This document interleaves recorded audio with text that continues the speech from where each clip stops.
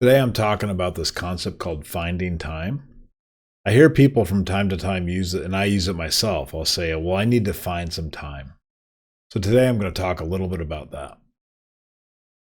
This last weekend, I watched my niece in a high school play, and she did a really good job. But her high school play was Alice in the Wonderland, and there was a particular scene in Alice in the Wonderland that caught my attention. And in that scene, Alice and the Cheshire Cat are engaged in this, debate about time. While Alice is fretting over her return to her birthday party and being punctual, the Cheshire Cat challenges her with the notion that time, in essence, is just an illusion. This scene, especially what the cat is saying, kind of struck a chord with me. I often hear people use the phrase finding time, creating time, or making time in everyday conversation. But there, in the middle of the whimsical world of talking cats and Mad Hatters, I was struck by the epiphany. As Alice spiraled down the rabbit hole, so did my understanding of time. Perhaps it isn't time that governs us at all, but rather the choices we make within the time that's given to us. In the tangible reality of our everyday lives, the only true existence is the present moment. The past and future serve as mental constructs only. Tools for learning experiences, maybe harboring regret, nurturing hopes. The past is just beyond our reach, and the future is such a tapestry of so many possibilities and nothing certain that the present really is the only thing that holds power with us. We often label forward thinking as visionary, and we chastise ourselves for being procrastinators. We always are ruminating in some angst or concern about past actions. However, these reflections, although potentially good, cannot change what has been or what will be. It's only the immediacy of the now where our choices resonate the most profoundly. Each decision, every action taken in the present where our true influence lies. It is this constant stream of nows that shapes the tapestry of our lives. More than ever, more than any regret or aspiration or dream or hope could influence us, it's the now that has the greatest impact. Now, I was imagining this scenario, which I've had happen to me, and I've in both directions. An employee comes to you and says, "Hey, can I have a few minutes with you?" And you're the leader, and so you have a couple of choices. So let's say, choice A, you explain that you're really busy and that you might be able to make some time in the few weeks ahead. You could say, "Sure, why don't you schedule a call with my admin to find a slot in my calendar?"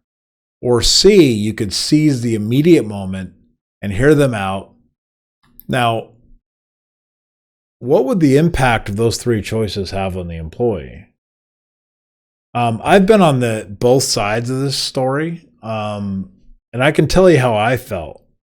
When a leader said, "Yes, let's meet right now. I'd like to hear what you have to say," that was infinitely more powerful to me than, call my admin and schedule an appointment with me. So just think of the impact that you could have on somebody. You could take the conventional time management approach, which requires people to schedule time with you, or you can really show a deeper understanding and meaning that employee has by acting in the moment. So being present in the moment is a lot about that. Doing things later is an illusion. I had a boss one time, he had this favorite thing he would do called putting things in the parking lot. So we're having these meetings where everybody's talking about something really important and people are throwing ideas out there, things they would like to discuss. Of course, this is after we elicited we asked them, "Hey, what would you like to bring to this conversation?" And people said things like, "Hey, this is what I'd like to talk about." So we would put it in the parking lot. But we never ever got to what was in the parking lot. We just carried on with our agenda. What we were saying to the employee is, what you're saying is not important. What I want to get you to do is important. And I'm just pretending to want to listen to what you have to say. And anything you say that I don't want to talk about, I'm going to put into this fictitious place we call the future or the parking lot. Now, I think that leadership has a real chance to inspire teams by the creative use of moments. Moments are when you shine outside of the conventional bounds of time to make a genuine, immediate impact. We have this tendency to let this artificial construct of time, these time slots, become so obsessed with them, we become oblivious to the thousands of opportunities around us to act right now to have great and meaningful change. In fact, I would dare say that the power of a moment could far outweigh any planning or strategic thinking you're doing. So you may be coming up with this elaborate, awesome plan, but that power of that single moment can overcome that in a dramatic way. I was thinking this morning about people that might have an estranged child. Let's say a child you're struggling to have a relationship with. And I've also been on both ends of this scenario, where if you want to have a real connection with your child, it's going to happen in moments. So you can sit there and think about all the regret and the shame that you have for not spending enough time with your kid. And you can sit here and think and envision all these great vacations you're going to go on where you're going to have that bonding time. You can do all this planning. You can do all this shame spiraling about your kid, but that never will beat that moment where you just decide to put aside your thoughts and focus on them. I can tell you, I've done a lot of things with and for my kids, but I can probably guarantee you the times they remember the most are when I was able to lift myself out of my worrying about the past, worrying about the future, lift myself out of that and actually live in the moment.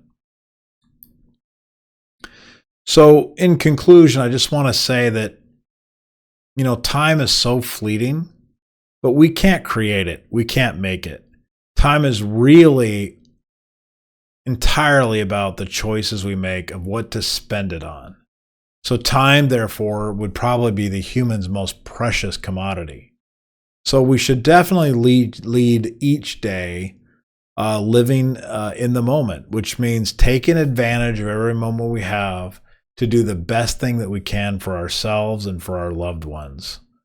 Just think about what it means to be fully present, what it means to live our lives composed of a countless bunch of nows. So rather than worrying about all this other stuff, we could make meaningful choices to make positive connections.